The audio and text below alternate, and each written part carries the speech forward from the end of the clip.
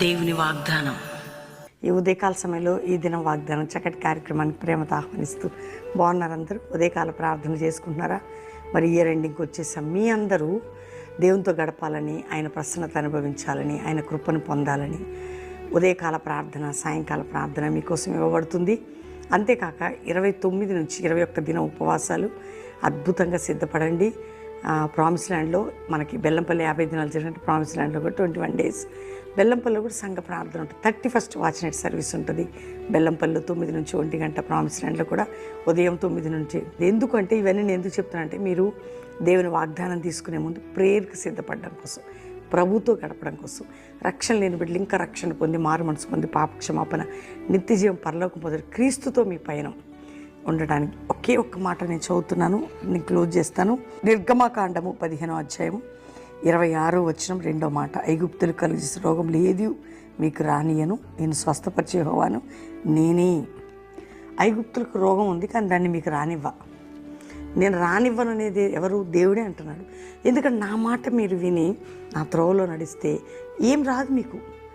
వచ్చినా నిన్ను స్వస్థపరిచే యెహోవాని నేనే, నిన్ను స్వస్థపరిచేవాడని నేనే. వచ్చినా నేను స్వస్థపరుస్తా, అసలు రానియను. వచ్చినా నేను స్వస్థపరుస్తా. ఎంత మంచి మాట అండి. అది ఆత్మ, ఆరోగ్య, ఆర్థిక ఏదైనా కానీ రానియా. ఒకవేళ వచ్చింది అనుకో, నేను నిన్ను బాగు చేస్తా. అంత గొప్ప దేవుణ్ణి కలిగిన మనము ఇంత గొప్ప వాగ్దానం ఇస్తున్నప్పుడు నీకు ఏది రానియను, నేను నేను స్వస్థపరిచేదను. ఈరోజు నీకేమీ రానివ్వని నేను స్వస్థపరిచేదను. ఈ వాగ్దానాన్ని ఎత్తిపట్టి మీరు కూడా ప్రార్థన చేసి ఆయన మాట విని ఆయన త్రోవలో నడవండి. ఈ చివరి ఇయర్ ఎండింగ్ మంచి ప్రిపేర్ కండి, ప్రభుతో అంటు కట్టబడండి. ఏ దేశ రాష్ట్రాల్లో ఉన్నా సిద్ధపడండి. ప్రార్థన చేసుకుందాం.